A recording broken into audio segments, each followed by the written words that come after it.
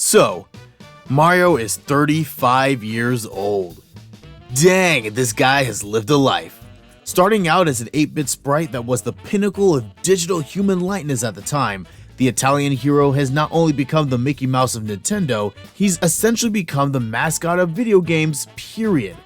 Though he's best known as the plumber who saved the Mushroom Kingdom dozens of times, his resume is way bigger than you might think.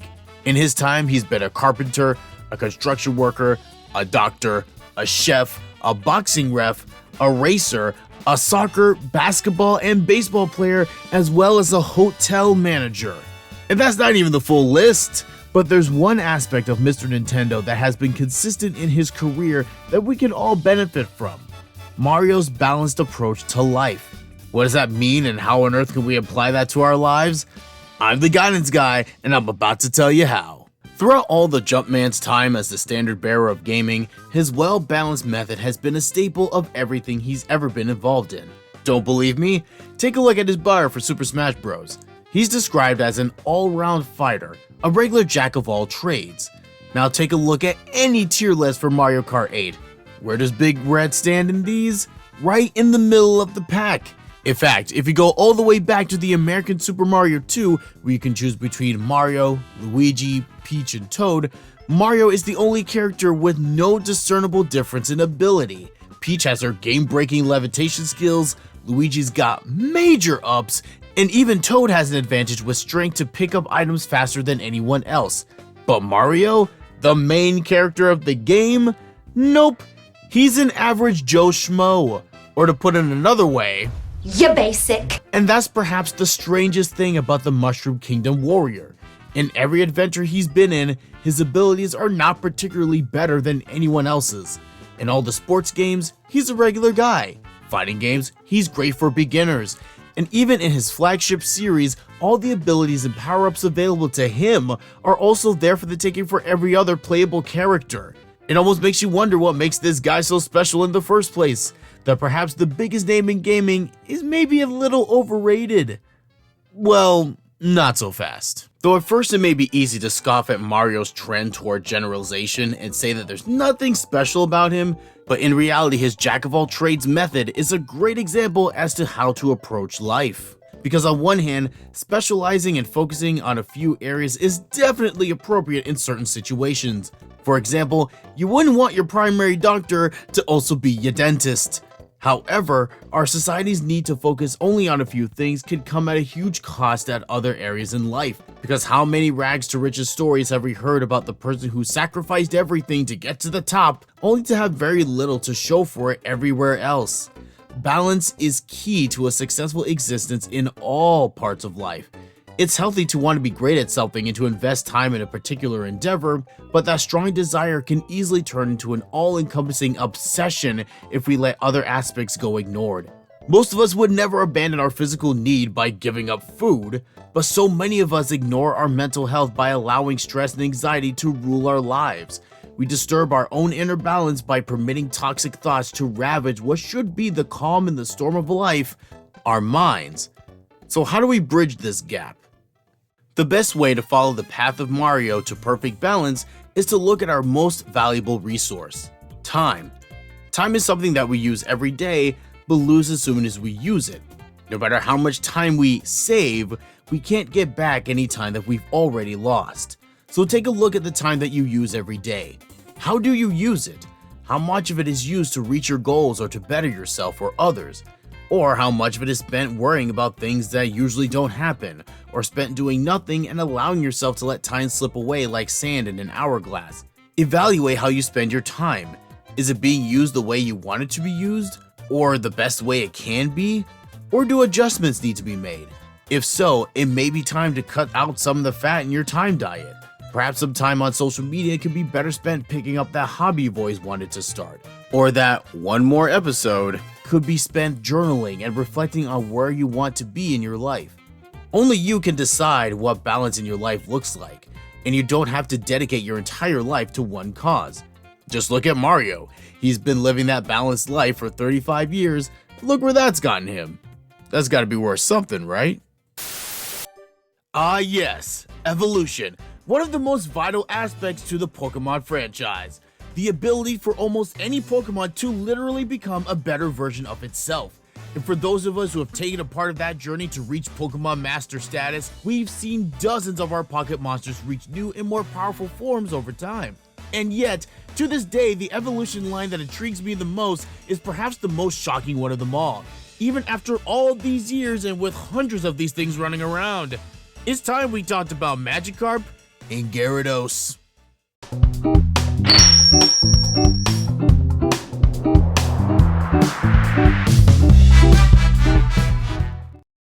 My friends, the algorithm strikes again. I don't know who's watching this, but be sure to share this video and check my channel for any videos that you might have missed. Cause this YouTube machine and I, we about to fight cause this is getting ridiculous. View counts are being slashed, my videos aren't getting to you guys, and I'm not able to communicate with any of you outside of these videos. But I'm working on changing that though. So if you're watching this, do the YouTube thing. Like this video, add a comment, and if you haven't subscribed, don't be scared and commit already. But enough griping, let's get to this thing. Last time we looked at the world of Pokemon, we exposed the Pikachu lie about its strength in the anime. Go check it out right there in that special corner. But today, we're gonna jump into figuring out the situation with the original fish Pokemon. What can we gain from the evolution of one of the weakest Pokemon of them all? I'm the guidance guy, and your internet school counselor is about to go into some biology. Listen, let's not front here. From the very beginning of this franchise, Magikarp has been the most trash Pokemon of all time. Its signature move involves this fish just flopping about as if it's supposed to do something. And even the text in the game is there to tell you, why did you pick this move? Why do you even have this move? Why do you have your Pokemon doing this foolishness? You didn't want to do something useful like tackle or something? Even Tail Whip would be better. And fun fact, the move Splash is called Hop in Japanese. It's almost as if Game Freak was trying to tell us from the beginning not to trust anything in this franchise with that name, because all you're gonna get is disappointment and letdown. But I'm getting off topic here, let's bring it back. Magikarp is the ultimate weak sauce Pokemon, and the Pokedex is straight savage in describing this flopping fish. It's called very unreliable in Pokemon Yellow. Silver states that, for no reason, it jumps and splashes about, and Sword goes in for the kill with, it is virtually worthless in terms of both power and speed. It is the most weak and pathetic Pokemon in the world. But it's Ruby in Gen 3 that goes full no cap. Magikarp is a pathetic excuse for a Pokemon that is only capable of flopping and splashing. Oh, no, no, no, no.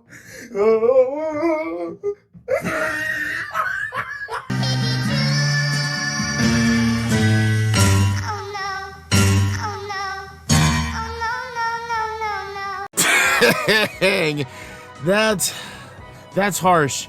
And thankfully the narrative for this species completely changes when it transforms into the mighty Gyarados. Let's take a look at the words that the Pokédex uses for this atrocious Pokemon. Vicious, enormously destructive, horribly brutal, wildly violent, extremely aggressive. This thing does a 360 and goes from garbage tier to S tier just like that. And what I find funny is that everyone seems so shocked at how wrathful Gyarados is. I mean, really? You have a Pokemon that's been everyone's punching bag and suddenly becomes one of the best Pokemon to have? Gyarados is like that kid that got bullied in school, but then as he got older, he got into shape, he knows how to impress the ladies, but if he happens to run into anyone who gave him trouble back in the day, they better watch out because he's gonna lay them out. But the most interesting thing about these two Pokemon is, strangely enough, not just the night and day difference in power, but the legend behind the evolution. One of the aspects of Pokemon that has made it so enduring throughout the years is the rich history of not just the games, anime, and other parts of this multimedia monolith, but of the Pokemon themselves. Many Pokemon have their roots in Japanese and Asian mythology that add a layer to them that, when discovered, create an even deeper connection. And in the case of the Great Flopper and the Ultimate Rage Beast, their story is a reflection of the Chinese myth of the Dragon's Gate. As the story goes, the Dragon's Gate stands atop a waterfall that itself flows from a great mountain. And along the rivers and streams of this mountain, many fish make the journey upstream to get to this legendary gate. To get there, they have to fight against the water, the current, and all the other fish with the exact same ambition. Why? because the few fish that are able to make the leap over the waterfall through the dragon's gate become transformed into a mighty dragon, reaching an entirely different state of being. So for any of us who ever wondered how on earth a freaking fish evolves into something that looks like the Kraken's arch rival, that's why. It also explains why Magikarp are known for their seemingly useless jumping ability. They are acting out that myth in real time. But what does any of this have to do with us? Well, let me explain. I'm sure we've all heard the expression swimming upstream. When someone is doing something that is going up against convention, either they're disagreeing with a popular opinion or they're striving to reach a goal that is going to be very difficult to attain. And in the context of Pokemon's most pathetic fish, that's definitely the case. Especially if you're the type of trainer that wants to get a Gyarados the old-fashioned way, without using up the many tips and tricks to bypass the grind. It's almost a waste of time to evolve yourself a Gyarados, but you could just find a full-grown one in the wild zone or something. And I'd really like to know how Magikarp evolve in the wild and survive long enough to do so. But for the ones who do, they are able to overcome their own weakness, the low expectations placed on them, and the many predators that they have in order to rise above it all and achieve a power that surpasses anything they've ever had. And like a fish swimming upstream, that's not easy. It's not like, say, a Jigglypuff that just needs to stare at a moonstone. Magikarp need to put in the work. And for us to become or achieve whatever we want for ourselves, we need to be willing to put in the work as well. Achieving a great goal is never easy, even if you have the talent and ability to pull it off. Because talent alone is not the sole predictor of success. I actually did a whole mini on that concept. But you also need determination, strategy, perseverance, and a strong motivation to push you through discouraging times. And it's only when we're willing to swim upstream, get uncomfortable, and fight off haters, doubters, and our own fears, we too can find that next stage of our personal evolution. When I grow up, I want to be just like you. Whoa, don't set the bar too high. Not everybody is cut out for the big time. Just look at that Sonic the Hedgehog guy. Whatever happened to him? Oh, dang, Eggman. That was cold. If only because you're not wrong.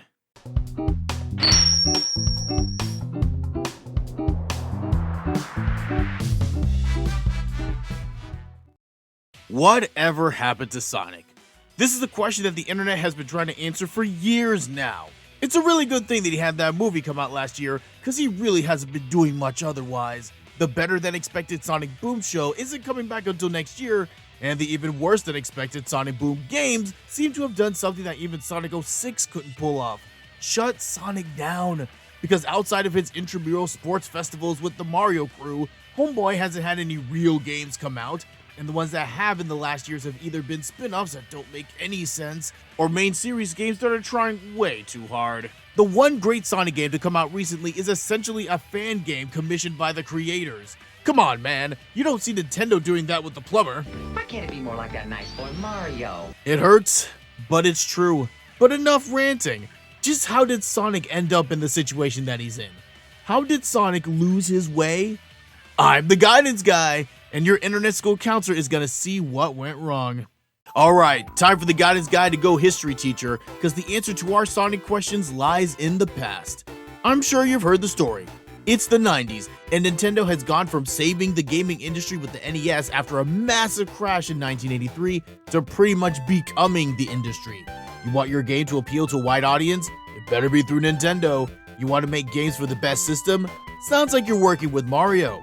But even though the Disney of video games was the biggest game in town, it wasn't the only game in town.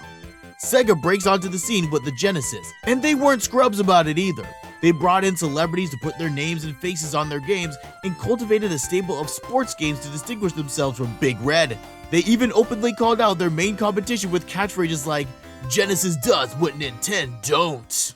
Genesis does. 16-bit arcade graphics. We can't do this on Nintendo. Genesis Does. Genesis Does. Genesis Does. Genesis Does. Genesis does. 16-bit arcade hits. We can't do this on Nintendo. Genesis does. What Nintendo don't.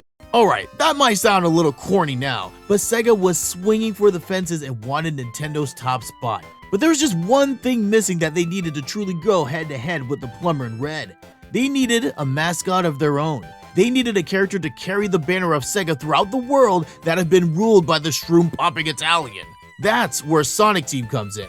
Led by Naoto Oshima and Yuji Naka, Sonic Team created everything from Sonic from the ground up. From his design, color, and personality was carefully crafted by the Sonic Team in order to stand out against their arch nemesis. And the result? You know where this is going. The Sega Genesis thrived under the massive success of a series of games starring the sassy hedgehog. Sonic 1, 2, 3, Sonic & Knuckles, and Sonic CD are considered the golden age of the franchise, and the games propelled this guy into the broader popular culture. He got himself into the Macy's parade before the other guy did, had 2 Saturday morning cartoons going on at the same time, and as a result of all this, Sega was just printing itself some money. And then Sega made all that money and took over the gaming world, where they reign to this day with the Dreamcast 3. Yeah, not so much. If you saw last week's mini on everybody's favorite volleyball team, link in the description if you haven't, you'll know that Sonic Team had to be working on some of these values that we talked about in that video to have the success that they did. But there's another aspect of teamwork that's incredibly important: consistency. And this is perhaps the biggest part of Sonic's decline. It wasn't the jump to 2D to 3D, it wasn't the ever-increasing amount of side characters. Shoot, it's not even because that one time that he had a fusion with Mr. Fantastic and the Hulk. The men most responsible for the popularity of the Sonic franchise, Naka and Oshima, aren't with Sega anymore. Naka hasn't been directly involved in the Sonic games since 06, and Oshima pieced out after Sonic Adventure 1 in 1998. And for the sake of comparison, over at Nintendo Land, Shigeru Miyamoto has been the steady hand of the wheel of the Mario franchise since day one. And it's that consistency that explains why Mario has remained the same character with the same philosophy of gaming, even though he's taken on many different forms of gaming throughout the years. We don't get that with Sonic. What we've gotten over the past decade plus is desperate attempt after desperate attempt to on one hand change the formula, but on the other hand shamelessly pander to the past. Listen, Chemical Plant is my favorite level in any Sonic game, but for crying out loud, how many times are we gonna play this level in a Sonic game? Sonic Team wants to do what works because that's where the money is, but they also want to spread their wings and try new things because that's how growth happens. You can't have a franchise that doesn't know what it wants to be about and going in 2 different directions. It's how you get a company that on one hand puts out a game that's beautifully crafted and becomes a fan favorite, and another game that's undercooked with an inconsistent tone in the same year. And that inconsistency started from the beginning. Even during the heyday of Sonic Team, there was a divide. While America's Sonic had his own version of the character with his own backstory, motivation, and even their own Eggman, who was apparently Russian the whole time, running around with the name Dr. Robotnik because, you know, hashtag Cold War. But in Japan, Sonic had a completely different vibe and tone, and when the internet forced Sonic Team to choose which version of the character they were going to go with, they went with the hometown version, which began the many cracks that we see in the fandom today.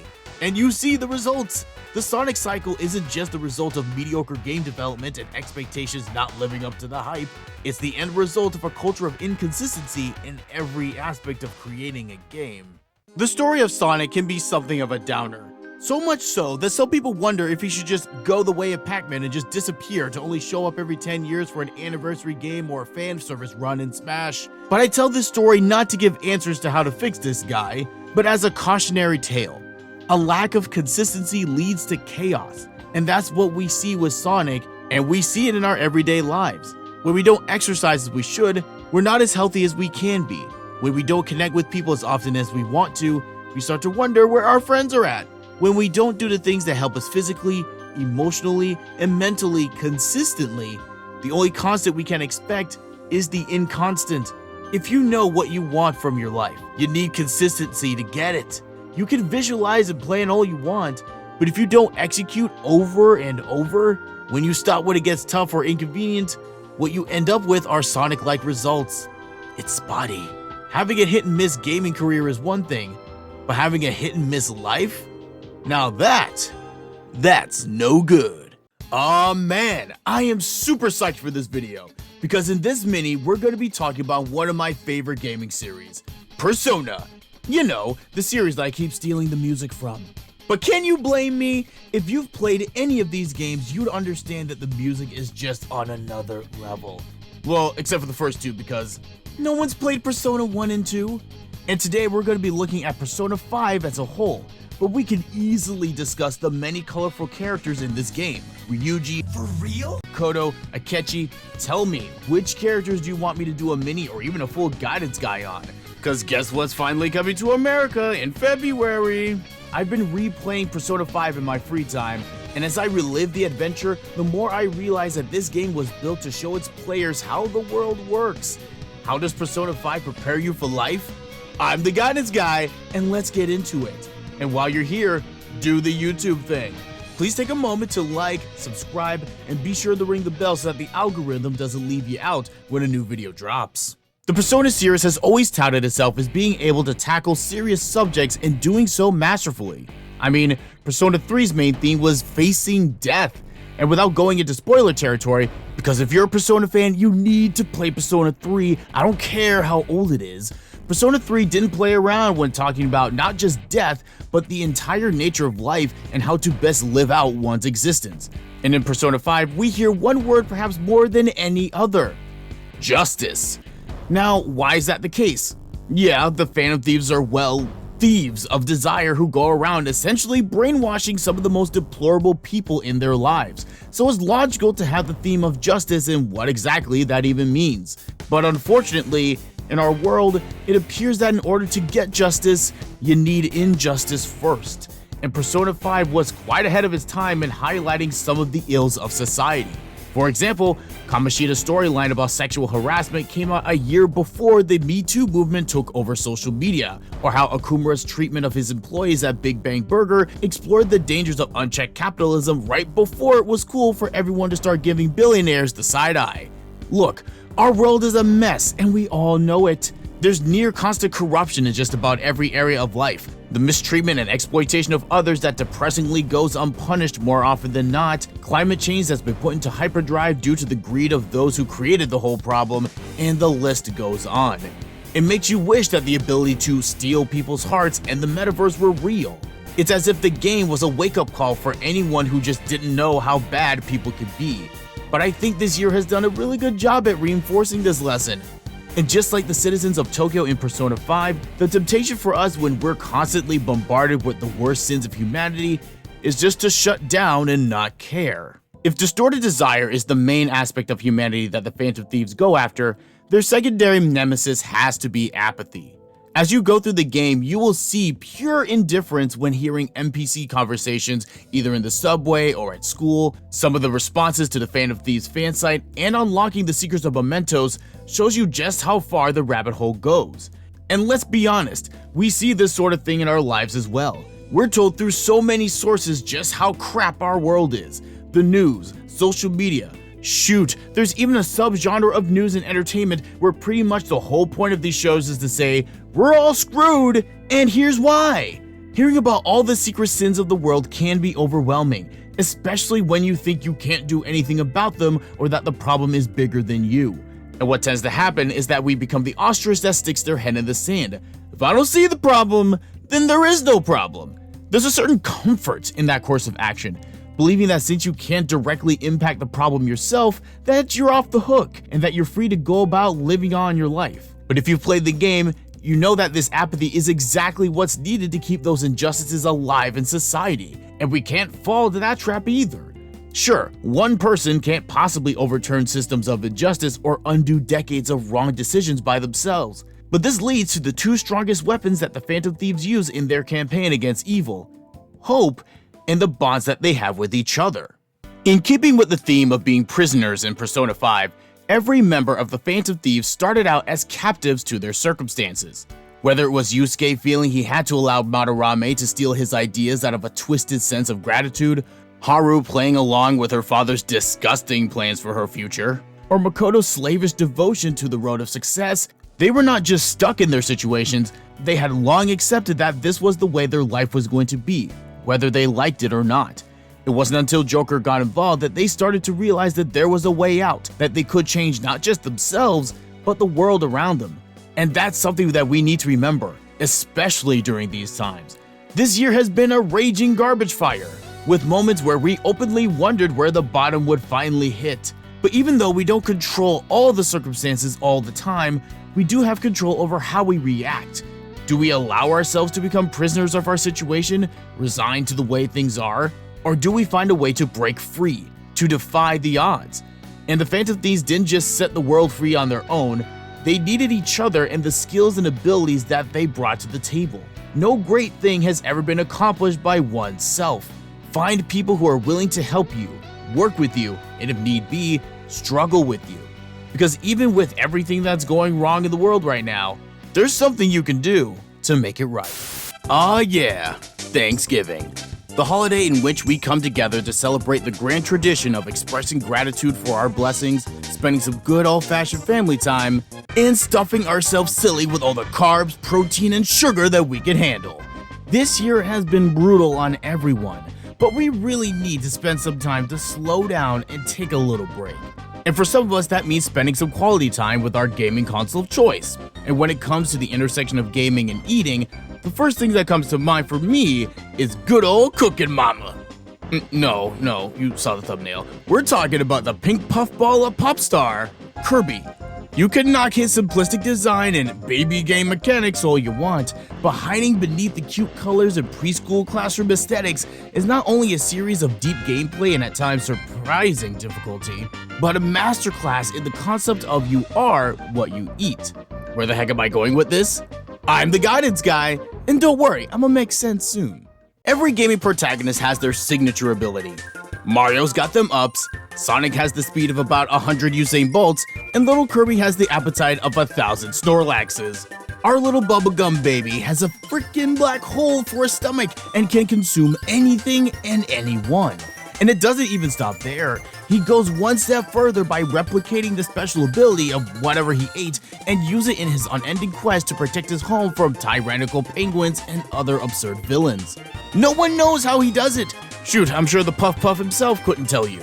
But that technique has been the cornerstone of his fighting style for decades in everything from his flagship games to Smash. But I bring him up today as a metaphor for our relationship between us and the media we interact with. We live in a world that's completely oversaturated with choices when it comes to the media that we can partake in. It's a straight up buffet in here.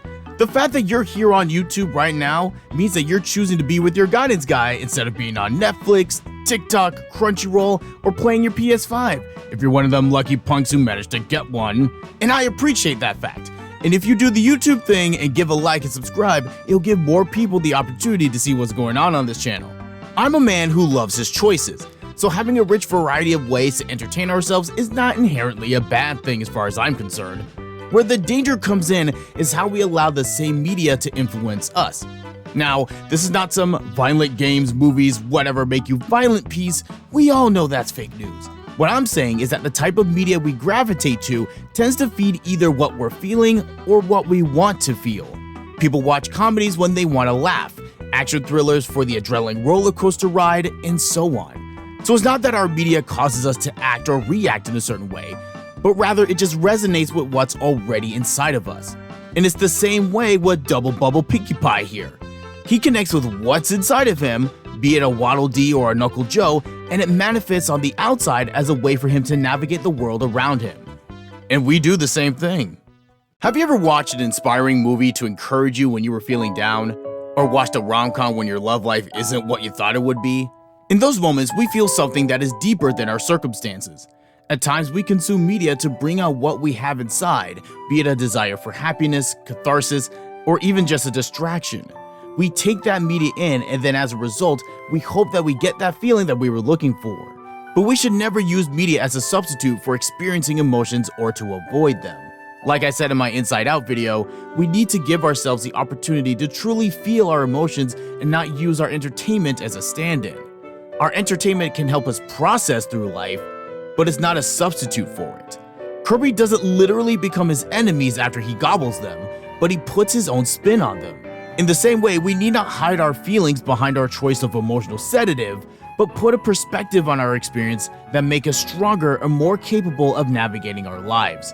And when we do so, it gives us the strength to be just as durable, capable, and joyful as our lovable Star Warrior. It's really crazy that in the 25 years of the Pokemon franchise, for whatever reason, this opening hasn't really changed. You got some boomer welcoming you to the world of Pokemon like you were just born into it. Listen, Gramps, we've been living in the world of Pokemon since 1996, okay? We know what to expect. But here on the internet in the last few years, there's been a divide between recent Pokemon fans and the veteran gamers. The youngins can't understand why older fans can't get over their low-poly games and just enjoy the newer entries, while all the golden oldies are telling the kids to get out of their lawn while contemplating leaving the franchise altogether. And believe it or not, this divide actually plays into the very core of what Pokemon is about. How do the changes in Pokemon throughout the years reflect the heart of the Pocket Monsters? I'm the guidance guy, and your internet school counselor is about to bridge the generational gap.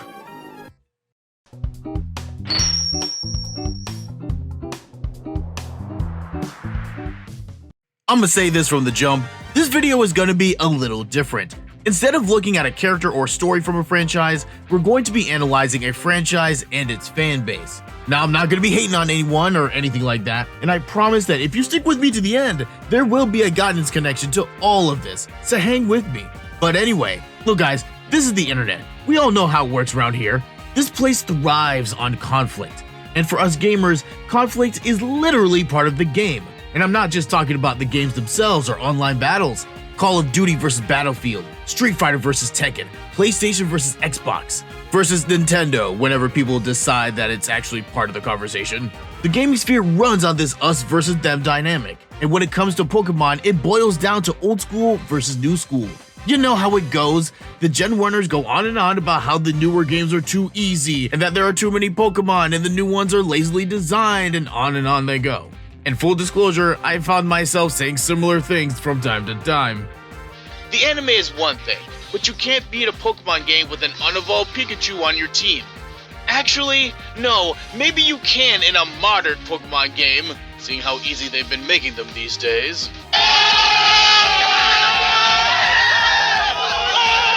So yeah, guilty as charged. And all that criticism leaves the younger fans left to defend their childhood. And it doesn't really have to be this way, because the generations, despite all the aesthetic and mechanical differences, have been true to the ideals of Pokemon the whole time. And we're going to start with one of the most obvious themes of the franchise: growth. From the moment that you got your very first Pokemon, whether it was Chespin or Torchic, Scorbunny, or the OG Squirtle, you knew that the Pokemon you were looking at, this creature that would be with you on your journey, wouldn't stay in that form forever. You knew that there were two more stages of evolution for that little guy to go through. First was the awkward teenage stage that, let's be real, only a handful of these starters wear well. But then came the reason why some of us picked our starter in the first place, that fully evolved form.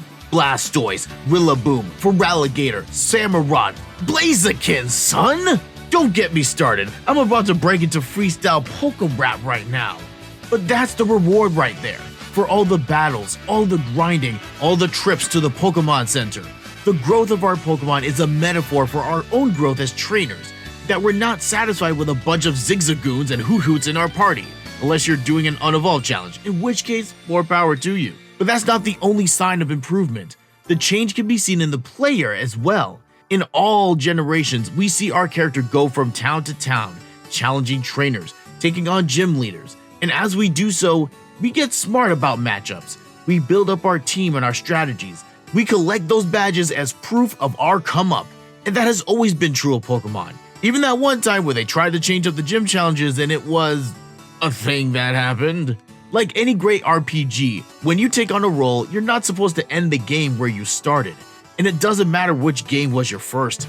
Pokemon has stayed true to that ideal from day one. You start your quest as a wide-eyed 10-year-old with a level 5 Pokemon, scratching and tackling your way through the Rattatas and Rookie-Ds along the way. But you end up a world-saving, legend-taming, undisputed champion of the Pokemon world. But it doesn't end there. We also see the theme of adventure play itself out throughout the years of Pokemon as well. Look, I know this one is going to be easy to clown on in regards to the newer games. I mean, it's hard to say that Gen 8 is a pioneer for adventure and exploration when the entire region of Galar looks like a straight line. You can literally see point A and point B. Where's the adventure in that? And I'll tell you, that's a legit point. As Pokemon has gone on, the games have become more, let's say, accessible. These days it's almost impossible to get lost in the games or not know how to take on a challenge. But there's a factor in this development that often gets ignored in the discussion: the trends of the other games of a given era. For us Poke fans that grew up on the older games, what were some of the other games you played? What games were out during the time you had your first Pokemon game? For me, during the red, blue, and yellow era, we were at the start of the 5th generation of games. By 96, we had our console partner choices of the Nintendo 64, the first PlayStation, and the Sega Saturn. Yes, there were also the 3DO and Atari Jaguar for you gaming historians, but nobody had them, so they don't count. And what games were out there for those consoles? Final Fantasy VII, Super Mario 64, Castlevania Symphony of the Night, and the legendary Ocarina of Time. And for those who were playing those games for the first time, they didn't really take a lot of time to teach you how to play. There may have been a little space at the beginning where you can experiment and figure things out, but you spent most of your time not learning the game, but playing the game. No drawn out tutorials, no stoppage in the action. If you want to go back even further, a lot of the older games grew up on the 8-bit classics like Legend of Zelda, and this game didn't wait for nobody to learn it. It threw you in there and said, you figure it out. Unless you had a guide or one of those friends who just knew all the secrets about all the games, you were gonna have problems. But that was back then. What about now? Well, just look around. We have full games on our phone that demand just as much of your time as the big bricks. Many more types of people play games now, and some are really looking for a more relaxing, chill adventure as opposed to a sprawling epic. And let's be real here, attention spans just ain't what they used to be. Don't challenge me on this. I see this every day at school. Some of us have been conditioned to need some sort of stimulation seemingly at all times. And this point is at the base of one of the biggest points of contention in the Pokemon fanbase. The older fans who've grown up on learning the game as they go, practicing trial and error, and failing before you succeed, goes against the more supportive and forgiving nature of modern games. But what if I told you that the adventure that Pokemon sold itself on was still there? All the wonder and thrill of the unknown can still be found in that house that Pikachu built. It's true, it's all still there. The only thing is that you may need to look for it in different places. Example, I know all of you who've played Gen 2 Pokemon know who the most notorious gym Pokemon is in that game. Whitney's rollin', heartbreaking powerhouse, Miltank. To those who have never experienced this heifer, the stories are all true. Whitney's prized cattle was our welcome to the game moment, when we knew that we needed to get our act together if we were going to win. The different strategies used, the Pokemon we used to take that mother down, it not only connects to the theme of growth, but that sense of tension, the desire to see beyond that milky menace. Now, the common complaint we hear is, there ain't no Pokemon like Miltank no more. And that's true. I mean, look back at Sword and Shield. Are there any Pokemon that were especially difficult to beat? Frankly, I remember the personalities of the gym leaders like Raihan and Piers more than their Pokemon. That isn't a bad thing per se, but definitely something of a letdown for some. However, how many of you younger fans remember your first shiny hunt? Or all the hours it took you to breed the perfect Pokemon with all the right stats, abilities, and natures? The experience of going off the beaten path and finding someone that enriches your experience is still there in Pokemon. It's just in different places these days. The games may not be making you wonder what's off there beyond the horizon, but it could be inviting you to find yourself an elusive shiny legendary, or go super hardcore and do a Nuzlocke run if you want a gut-wrenching challenge. And again, this is something that has been a part of the series from the start, entering a new world full of these mysterious creatures, catching and training them as companions and comrades. It's all still there, but for some, the journey may have a different look than the way it used to back in the day. So I saved the best for last. The tenet of Pokemon that has been used as the strongest case for this game, the vision that the creators have used since the beginning, and is even a goal at Pokemon Corporate: building relationships. Whenever you hear about the values of Pokemon, it's not long before you hear the importance of bringing people together, of forming and nurturing friendships from all over the world. That sounds great, an amazing ideal for any game really. But if Pokemon had realized this goal 100%, then this video wouldn't exist. Not that it's Pokemon's fault though, it can't control how people react to the franchise over time. Yet we've seen their actions cause some longtime fans to consider breaking some relationships. Not specifically to other gamers, but to Pokemon itself. For the reasons that we've discussed and more, these old heads are disillusioned by the direction that the games are going. They look back on the good old days and see not just better times, but better games.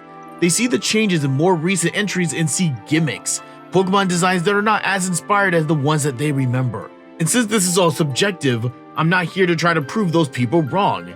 If that's your opinion, then that's cool.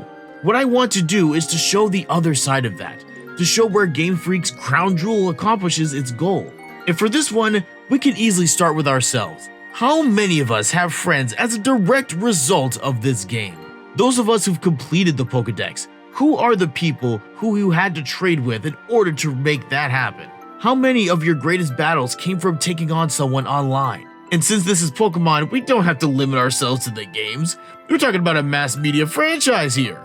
For example, the craze for Pokemon cards never really died. To this day, I still see students trade and show off their collection to their friends. Or what about the fan base for the anime? Sure, it's not the ratings magnet it used to be, but you notice that people really paid attention when they changed Ash's design a few years ago. And do we really need to bring up Pokemon Go? Sure, in our pandemic-conscious world, walking around random places with random people now sounds a little dicey, but I've seen whole families go into raid battles together. Discord members meeting up in their cities with the common goal to catch them all. And there have even been articles showing that Pokemon Go has helped people overcome social anxiety, inspire them to get into shape and stay active, as well as creating connections with people that they otherwise wouldn't have made. That all sounds like building relationships to me. And as the technology has evolved, so has the franchise.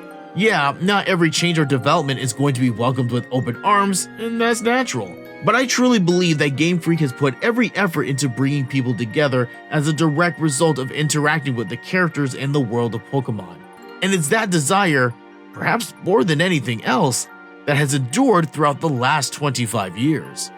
So what's my point here? Where am I going with all of this, and where's the guidance connection? Hey, I said if you stuck with me to the end, you'd find out. So now it's time. The tale of the two fan bases is not about one side being right and the other being wrong. At its core, it's a story of perspective. Younger Pokemon fans have the perspective of the franchise of deeply enjoying the experience being given to them and embracing it without reservations. And on the other hand, the older fans have been around and are naturally going to be more critical of the franchise and are going to put on expectations that others wouldn't, because they see the potential of Pokemon that others don't. And there's nothing wrong with that.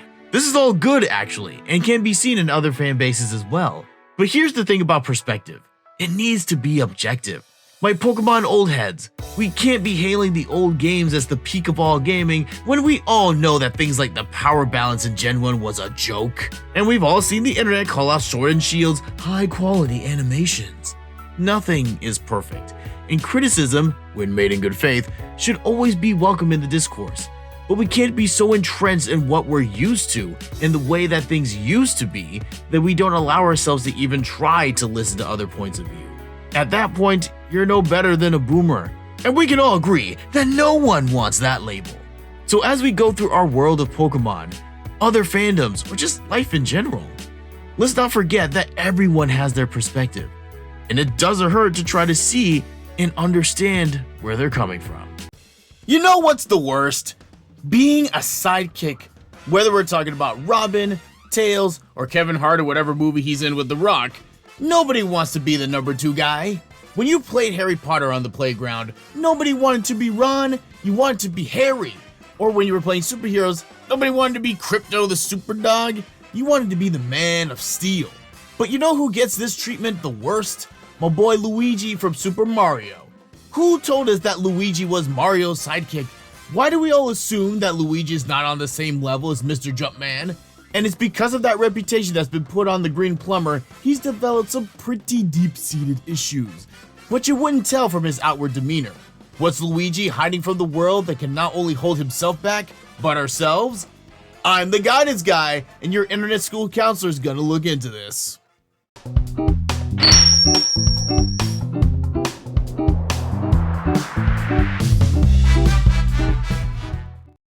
Our boy Luigi has a really interesting situation. On one hand, yes, he's known as the eternal understudy and will never get the full shine that his brother gets as the ambassador of video games. But then again, he does get some perks for not having to be the main tentpole of the Nintendo empire. For starters, you'll notice that Luigi has a lot more personality than Mario, right? Now, I got nothing on Mario. I did a whole mini on him a while back if you want to take a look at it. And also do the YouTube thing and like and subscribe while you're at it. But he suffers from what I call mascot syndrome. It's a condition in which the embodiment of an idea, company, whatever, you become very limited in how you are portrayed.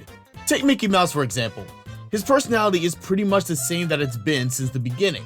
He has the happy-go-lucky, oh boy, kind of energy. Unless he's in a very specific situation, or in those Mickey Mouse shorts from a little while back, he's not allowed to be mad, scared, or any other non-positive emotion, and Mario follows that same path for the most part. But Mr. Lean and Green, he's got some freedom.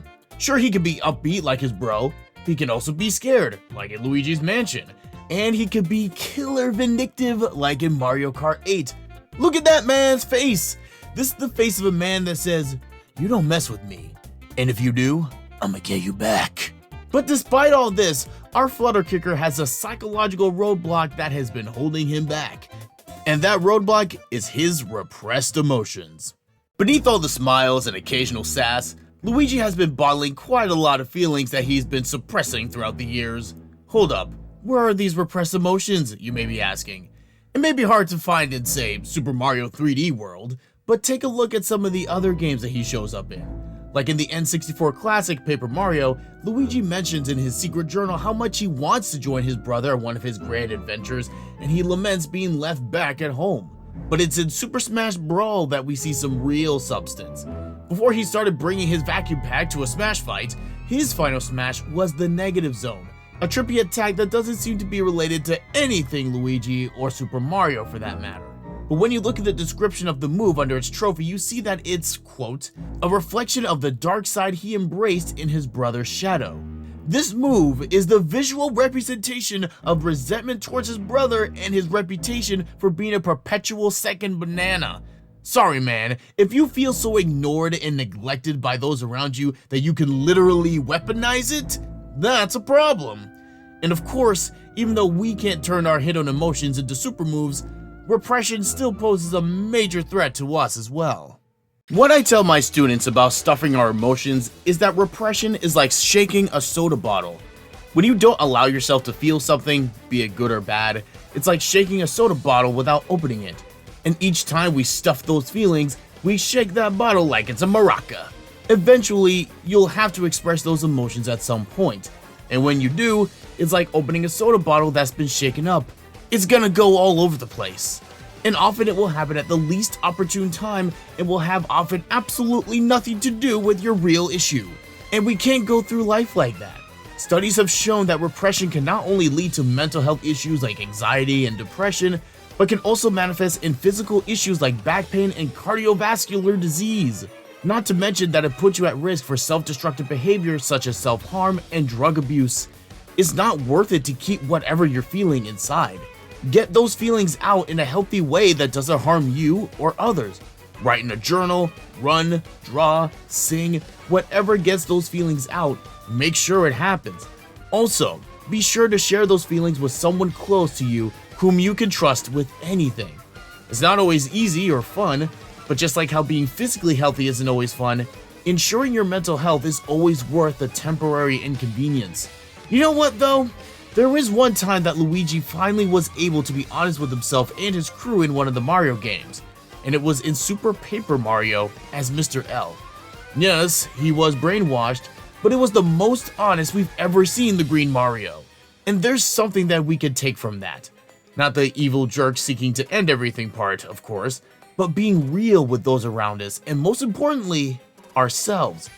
And when that happens, we can have our own adventures, our own shine, and step out from the shadows and into the truth of ourselves.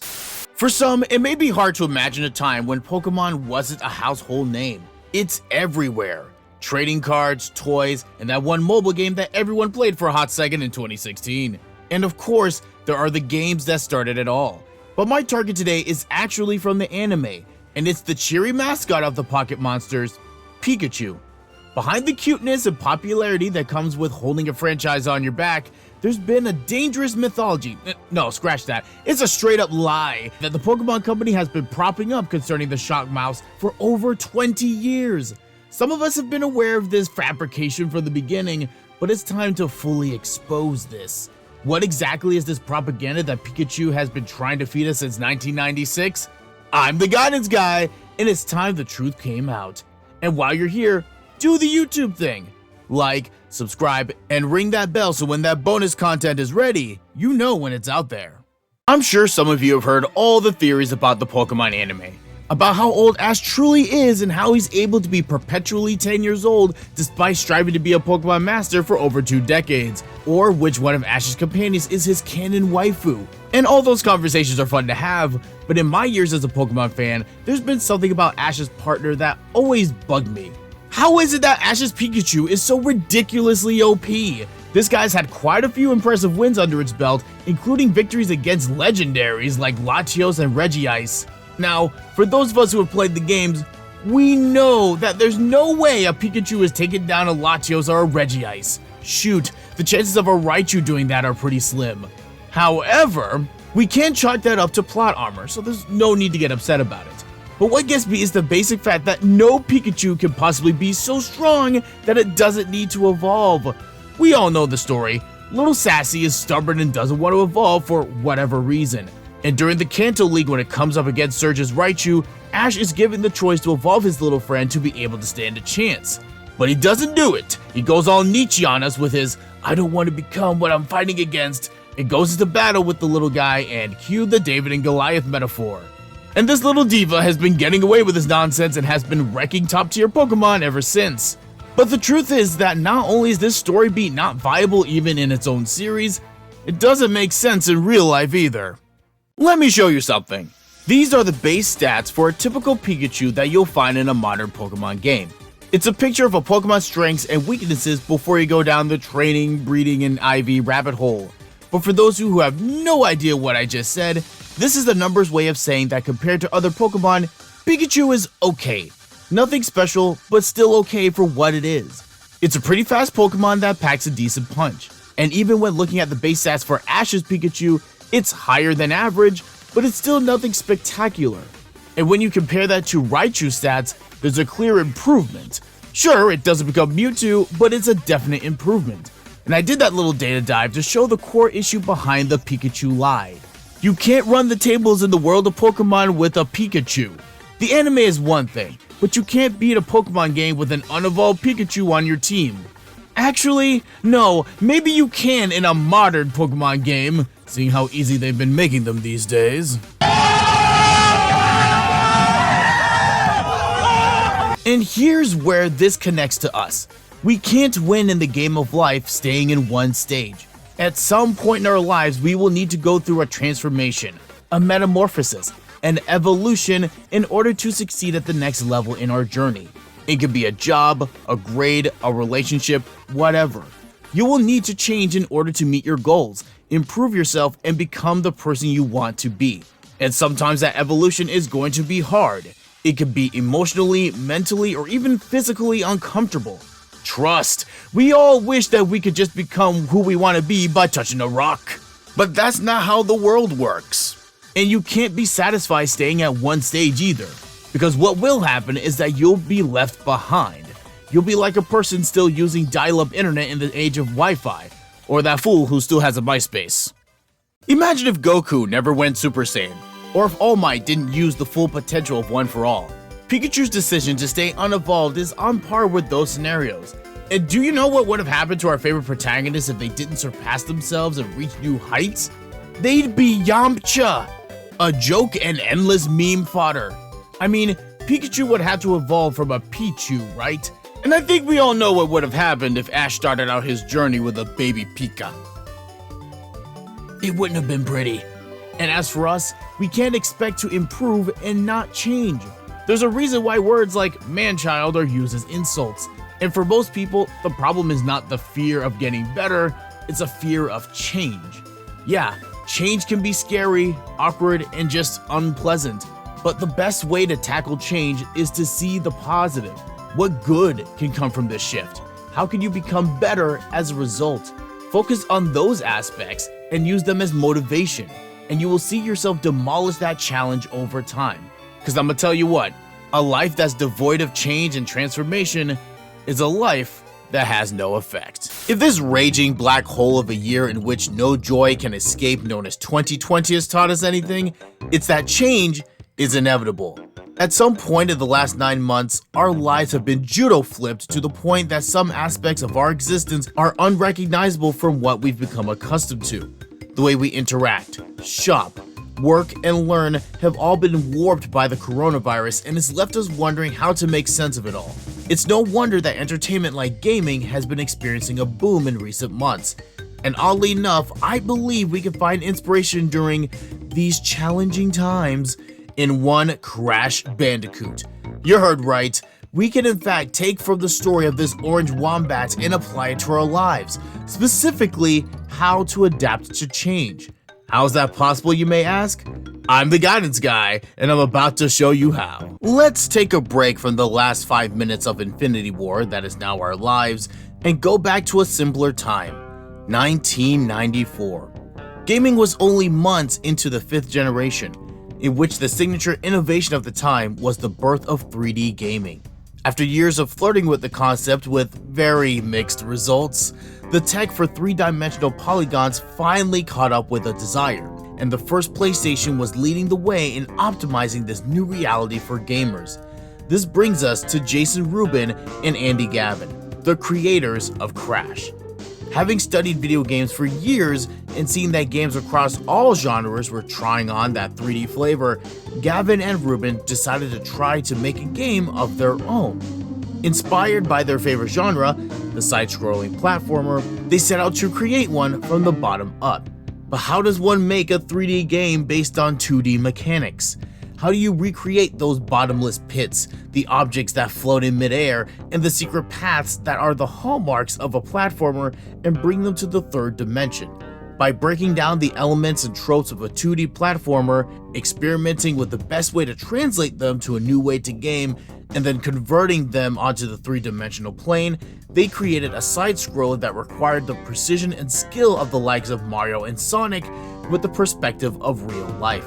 Then add a character that's 1 part Sonic and 1 part Tasmanian Devil, and you have Crash Bandicoot. And the end result is a series whose first 3 games were must-haves for the PS1, and a character that was able to go toe-to-toe with the plumber and the blue blur for market dominance. As the old saying goes, the only constant in life is change. As much as we'd love to have life remain in a state of static comfort that we understand, that's just not how the world works. The question then becomes, how will you respond to said changes? Will you mourn the lost status quo, lose hope that your situation will improve, or do you see opportunity? Do you realize that every negative must also have a positive? Rubin and Gavin could have played it safe with their first game and made Crash a platformer in the vein of, say, Donkey Kong Country, and then release it on an older system like the Super Nintendo. Or they could have slapped something together and the first Crash could have ended up like Bubsy 3D. Either way, we likely wouldn't be seeing the Bandicoot revival we've been experiencing for the last few years. Change isn't always easy, but it always presents us with the chance to learn, grow, and actually come out of the shakeup better than how we started. It takes creativity, perseverance, and fierce optimism. But it's how the fathers of Crash turned what could have been just another piece of the mountain of PS1 shovelware into a piece of video game history. And in this year, in this moment, it's your turn.